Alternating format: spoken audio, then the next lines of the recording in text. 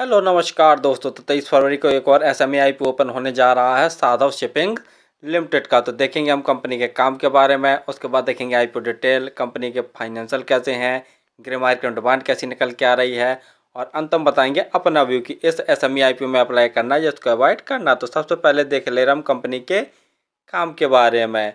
तो company logistic and port maritime related services और shipping से रिलेटेड जो सर्विसेज होती है वो कंपनी प्रोवाइड करवाती है। कंपनी 24 शिप्स को ऑपरेट करती है, जिसमें से 19 स्वयं के हैं तथा जो 5 शिप्स हैं वो लीज पर लिए हुए हैं। कंपनी ने अपने काम को 3 वर्टिकल में डिवाइड किया हुआ है।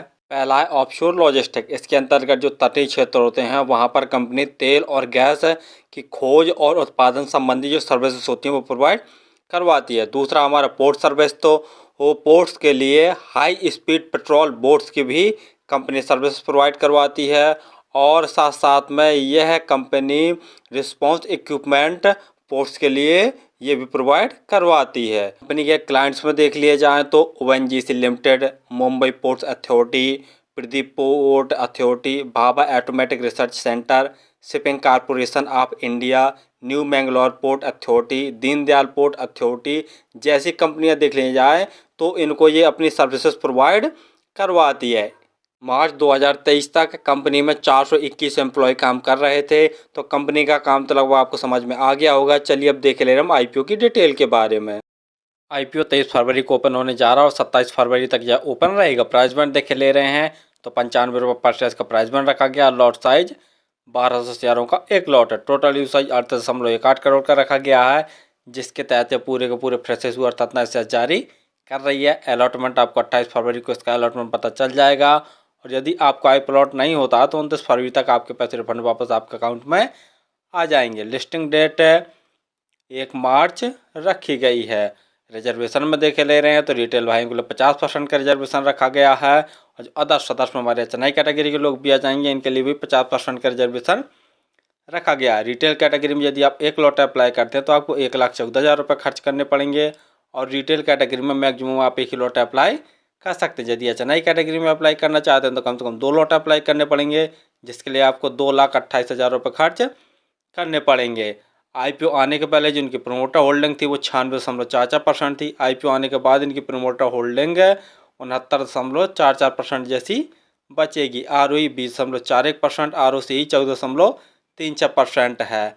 ईपीएस 5.67, पीई 16.75 है। यानी पीई वाइज देखा जाए तो थोड़ा महंगी वैल्यूएशन पर ही अपने आईपीओ को लेके आए हैं। फाइनेंशियल देख ले रहे हैं, लेकिन फाइनेंशियल देखने से पहले आप हमारे चैनल को तो सब्सक्राइब कर लें, ताकि आपको समय समय पर शेयर मार्केट संबंधी जानकारी, आईपीओ संबंधी जानकारी और एसएमई आईपीओ संबंधी जानकारी मिलती रहे।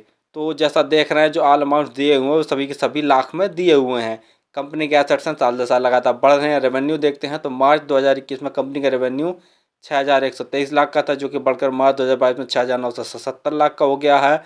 मार्च 2023 में कंपनी का रेवेन्यू 7,890 लाख का, और अभी सितंबर 2023 में देख ले रहे हैं, यानी 6 महीने के अंदर ही कंपनी ने 3,385 लाख का नेट रेवेन्यू जनरेट कर लिया। यानी सितंबर 2023 में देखते हैं तो इनके रेवेन्यू में काफ़ी गिरावट देखने को मिली है। वहीं प्रॉफिट आफ्टर टैक्स देखते हैं तो मार्च 2021 में कंपनी ने 330 लाख का नेट प्रॉफिट जनरेट किया था। मार्च 2022 में देखते हैं तो रेवेन्यू में तो ग्रोथ देखने को मिला, लेकिन प्रॉफिट आफ्टर टैक्स में थोड़ी सी गिरावट देखने को मिली। सिर्फ 300 लाख का ही कंपनी ने नेट प्रॉफिट जनरेट किया। मार्च 2023 में बढ़कर इनका प्रॉफिट 775 लाख का हो गया है। सितंबर 2023 6 महीने के अंदर ही कंपनी ने 406 लाख का नेट प्रॉफिट जनरेट कर लिया। यानी सितंबर 2023 में रेवेन्यू में तो काफ़ी ज़्यादा गिरावट देखने को मिली है, लेकिन प्रॉफिट आफ्टर टैक्स में काफ़ी अच्छा उछाल देखने को मिला। नेट वर्थ देख रहे हैं तो वो भी साल दर साल बढ़ रही है।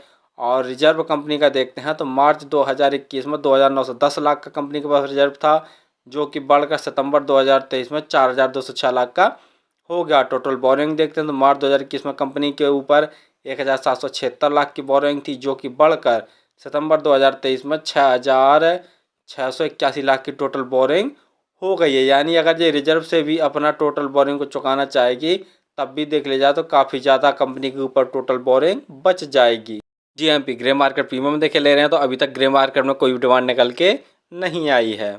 फाइनली हमने देखा कि company logistic, shipping and ports से रिलेटेड कंपनी अपनी सर्विसेज प्रोवाइड करवाती है। और इनके क्लाइंट में बता ही दिया है कि काफ़ी मजबूत क्लाइंट हैं, जैसे ONGC limited, Mumbai port authority, Pradeep port authority, Bhabha automatic research centre, और भी देख लिया जाए तो नामी नामी क्लाइंट्स हैं।